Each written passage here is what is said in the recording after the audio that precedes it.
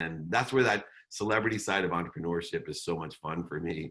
Is, could have been better timing in my life that I'm young enough where the young people can relate to me, but I'm Right. old enough where I get the Lee Steinberg legend icon, status with them, that I'm not just some kid standing in front of a car I don't own or a house that I rented. They know I've been through it, and I talk about more what I have lost and the lessons I've learned. And very rarely will you ever hear me talk about anything I own other than, the Volt, because I want to show people, hey, I used to have Ferraris and Porsches, and now Now I've I've got got an a electric Volt. car. Exactly.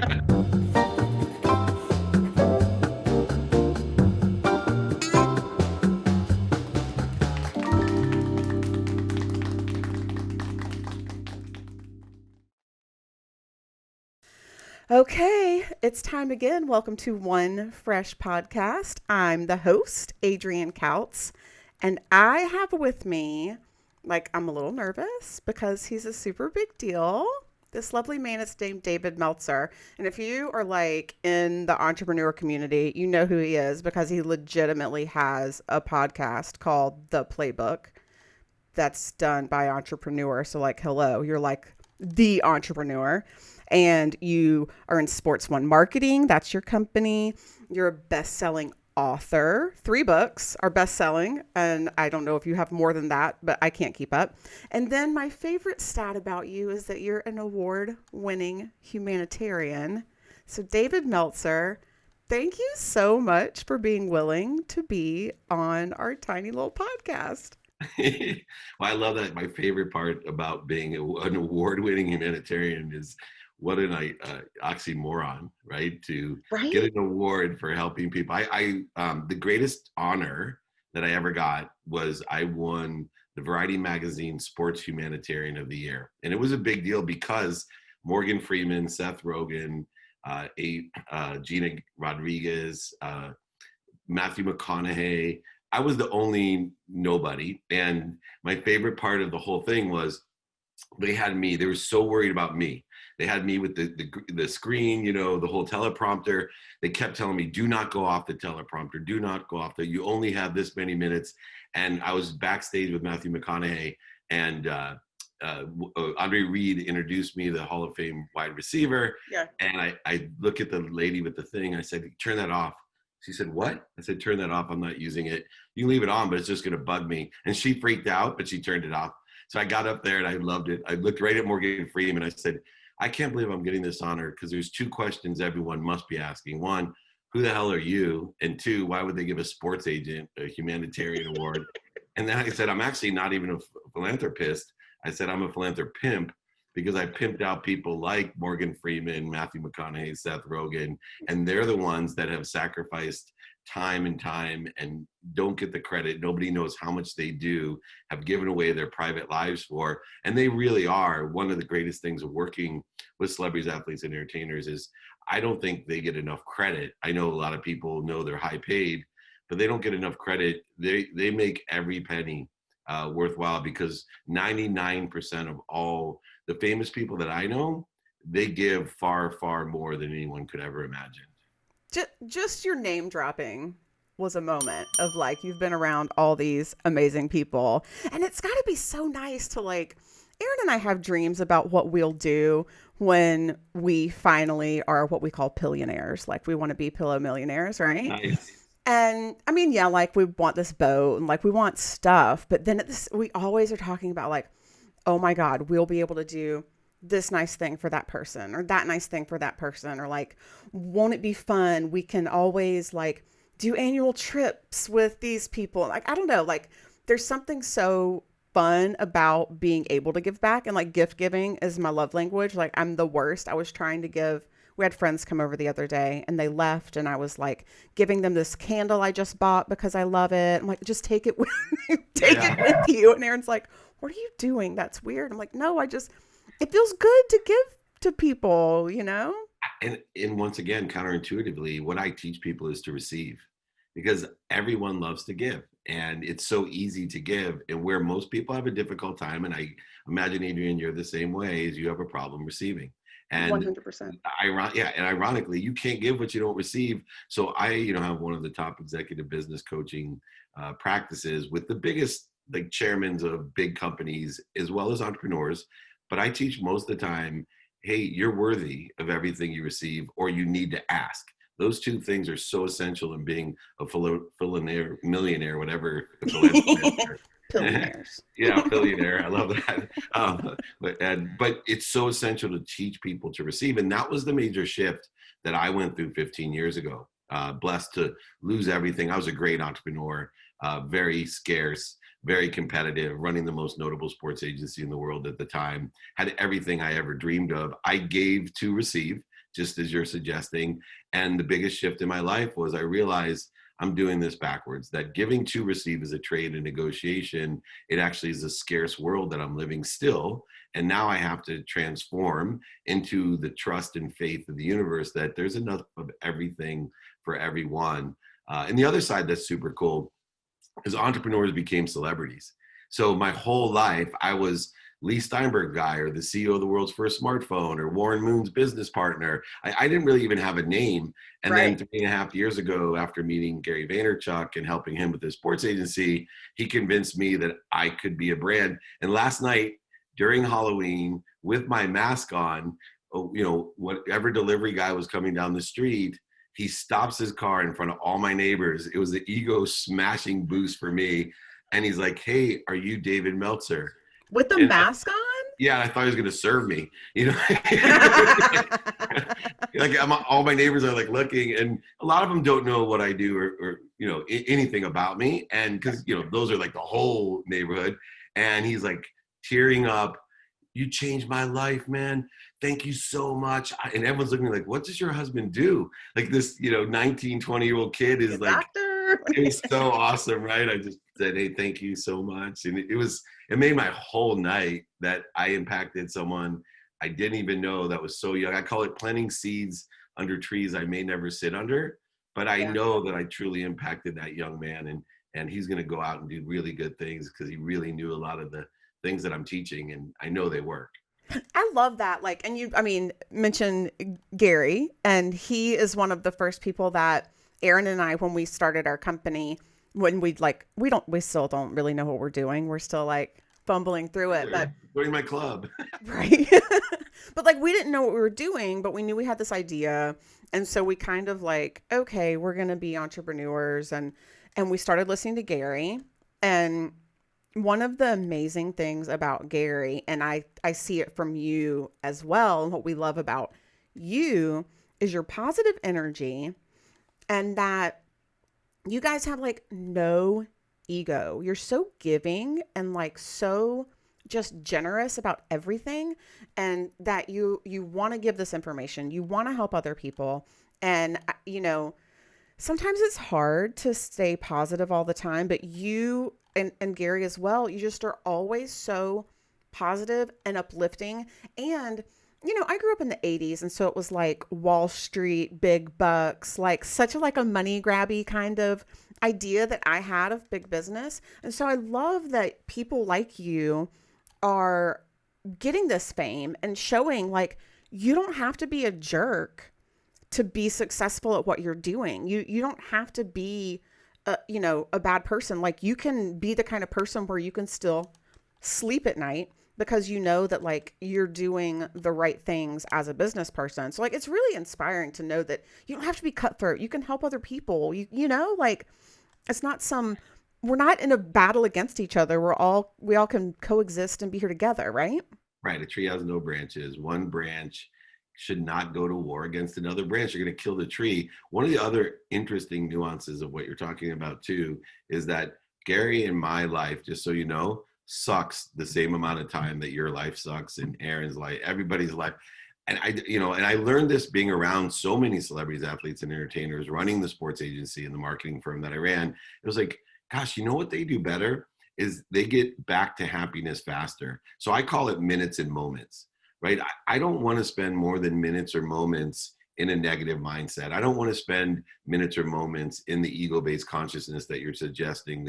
And it is a practice to identify the need to be right, offended, separate, inferior, superior, anxious, frustrated, angry, guilty, resentful, all those feelings that we get that ruin our lives, that waste our time, our money, and our resources. And I think Gary and I share that same quality of minutes and moments. And it appears to everyone else, like, how are these guys, like, I get it all the time, right? How are you so motivated? How do you stay so positive? How are you so inspired all the time? I'm probably faced with as much, a percentage of negative things that everybody else is. I just spend minutes and moments there. I don't spend, like I used to, hours, days, weeks, months, and years. In fact, if you aggregated or accumulated just the amount of time you spent worried about things that never happened, you would probably be the millionaire. I can't even say it, but whatever that millionaire, Billionaires. millionaire. Anyway, we'll get it by the end of the show, but you can be whatever you want to be. So I tell everyone out there, practice spending minutes and moments in ego, and you'll exponentially get what you want more rapidly and accurately. I love that. I mean, and I, I'm still young, only 40, but that was kind of a big deal for me. And I've tried a lot. Cause you still feel the same. It doesn't matter how old you are. You still think you're like a 16-year-old and, whatever. Yeah. But I have always been an extremely anxious person. I'm very risk averse, and I would get very stressed and upset if I couldn't control something, if I felt like I was kind of at the will of other people, and I had so much anger. And I finally, literally in the past couple years, and I'm having an epiphany with you right now. Oh my God. I think it's because it's like when we started this business, because you don't know what's going to happen. I really think that being entrepreneurs and just kind of opening ourselves up to like, okay, this could be a huge mistake, but we're ready to at least try it, right? Like the fear of never trying it was worse than the fear of trying it and like completely eating shit and just like ruining our lives. And that was kind of my first foray into like, I may not succeed. I'm not setting myself up for failure, but I've always set myself up for success. Like I'm not going to do something if I don't think I can be good at it. And so having our company has helped me get more comfortable with the idea of, okay, you're going to fail and like, it's okay. We'll be able to recover.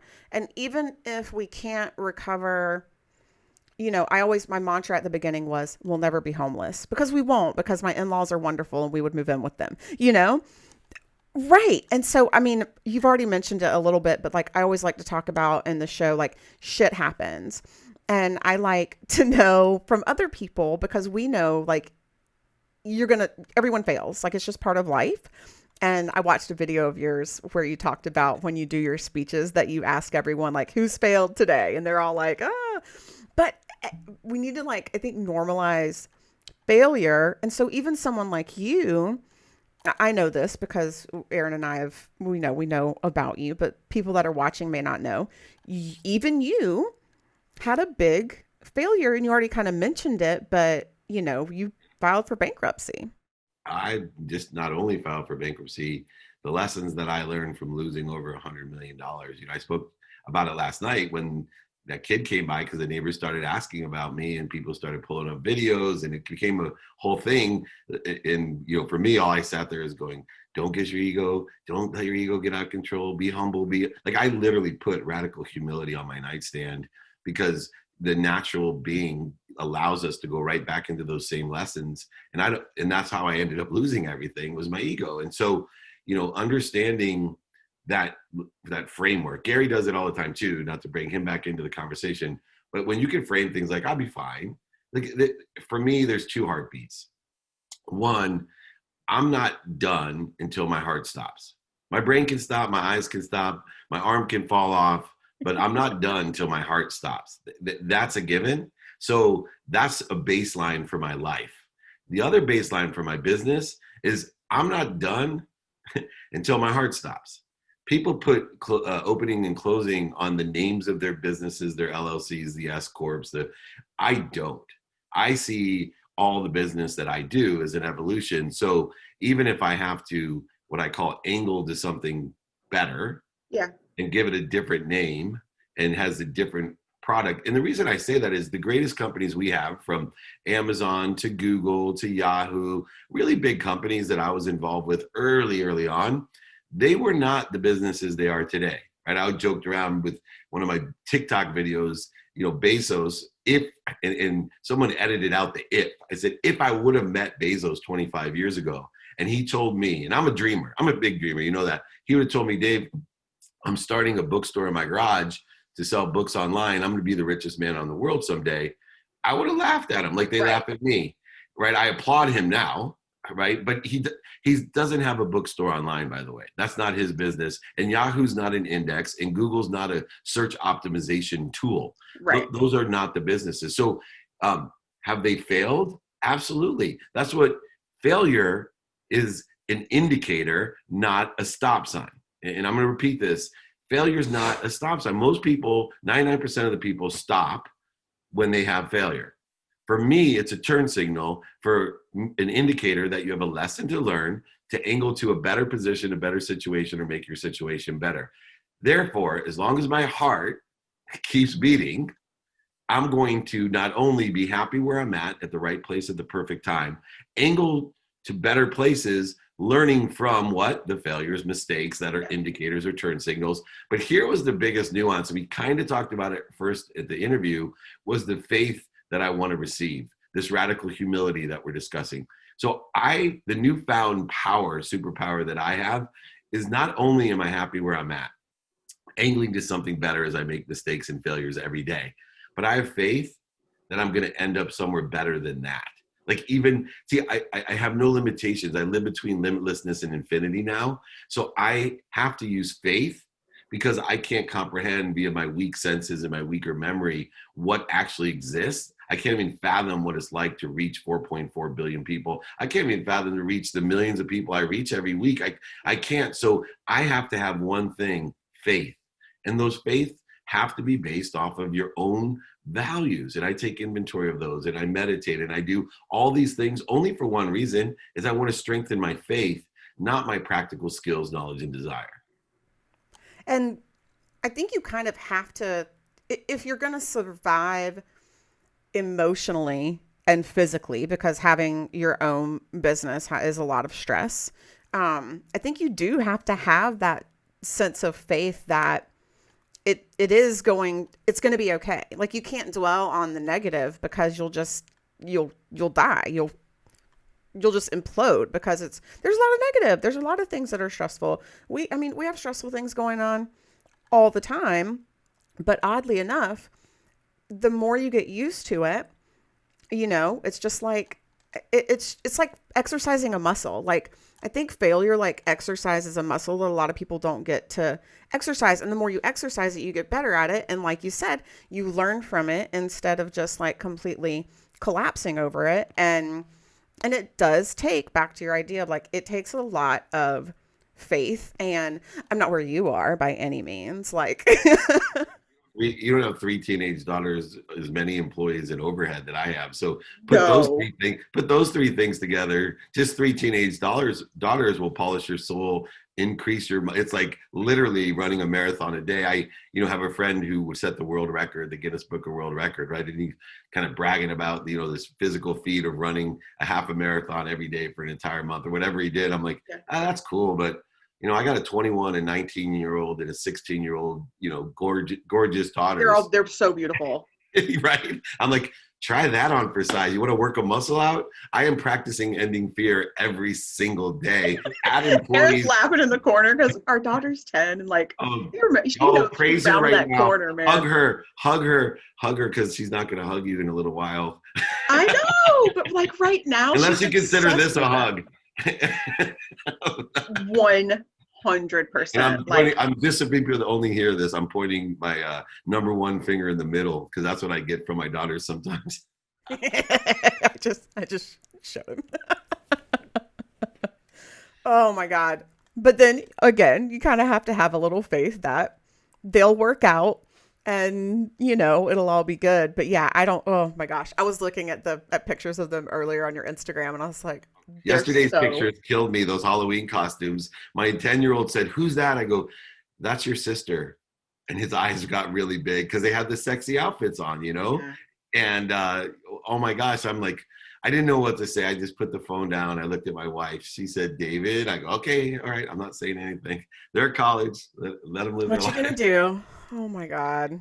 I love talking to you. Like it's so I was nervous, like seriously, was nervous because you do this all the time. And like we're just little, you know, tiny So people. it's so good because I have lived in that space a long time. You know, I had to evolve myself because the ones that made me most nervous when I first started was the Pro Football Hall of Fame, because those were my heroes. Yeah. And you know, I never got nervous around the Cam Newton and Andrew Luck and you know all these young athletes. They Just they the didn't make babies. yeah, they were kids to me. Like I didn't really care. But like, you know, Joe Montana and Joe Namath and Dan Emmett Fouts, Smith. Emmitt Smith, yeah, Troy Aikman, who was actually our client, right? I was like trying to pretend that I wasn't nervous, right? Because I was the CEO. They were counting on me, and it was so fun to like work through all that. And now it's really very peculiar that anyone would get nervous talking to me because of so many years that I would be nervous talking to everyone else. And that's where that celebrity side of entrepreneurship is so much fun for me. Is, you know, could have been better timing in my life that I'm young enough where the young people can relate to me, but I'm Right. old enough where I get the Lee Steinberg legend icon, you know, status with them, that I'm not just some kid standing in front of a car I don't own or a house that I rented.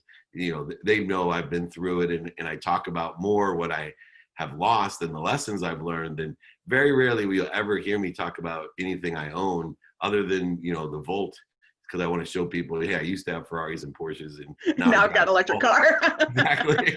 I actually like the Prius too, but I need the gas because the battery side of running out really bothers me. I need a little bit of gas, you know, just in case the kids unplug it or something. Yeah. No, I love that. I love that. So you what's your like your baby, like your most passionate project that you're working on right now? Because I know, you know, you've got your a lot of irons and a lot of fires, but like what's the you don't have to pick a favorite, but Oh, what's the I one that have. like really like speaks to your heart and like you're the most passionate about right now?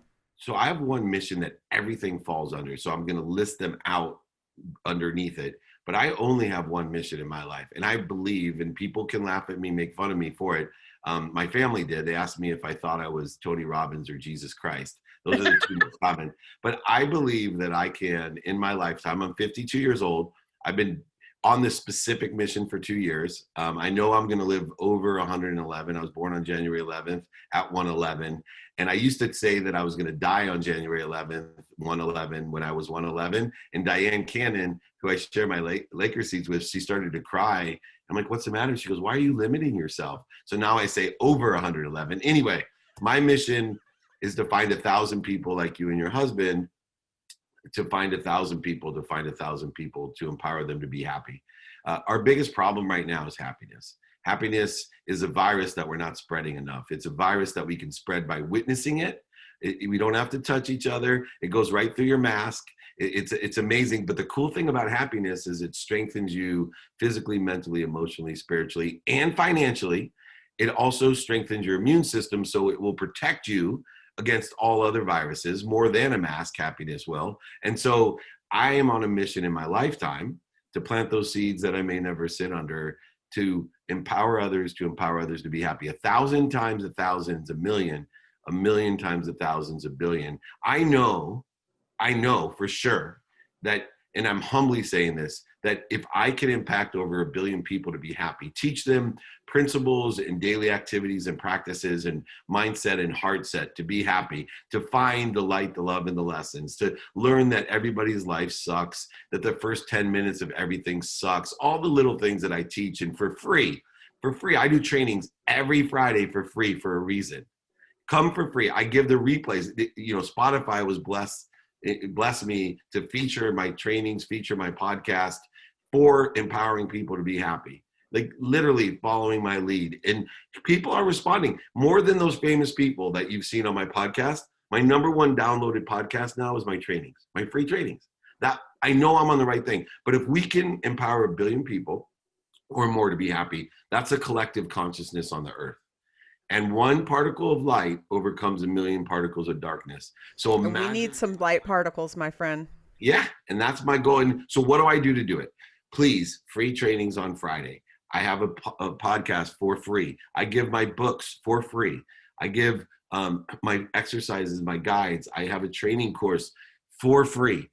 All of that for free. I have 2 TV shows. Elevator Pitch is in season 6. I've taken myself off of that. It's a little bit too VC oriented now. So I'm just an executive producer. So I went back to my roots. And I have a TV show coming out in January on Bloomberg TV, at every airport and hotel room, on Amazon Prime. It's called 2 Minute Drill. You get 2 minutes, and we have $50,000 of cash and prizes for every winner of every episode. No funding part. It's all pitch. It's me teaching people how to pitch. Because that's so fun. Yeah, 2 Minute Drill. So that's super exciting. But what's fun about that is that I never liked the funding part of those shows, Dragon's Den in Canada or Shark Tank, because most people don't know, like even in our show, not to diminish it, but people lie, cheat, like the vetting process after you fund a deal, very few of them actually pass. Go through. Yeah. Right. But if you focus a show just on pitching, you can help everybody because that's a realistic input. If you pitch me on my show, your 10-year-old eating broccoli or a $1 billion deal, I'm going to be able to give you real advice that you can take and use to get you on your way to funding or accelerating or selling or whatever it is. So Bloomberg picked it up. It's going to be a huge show.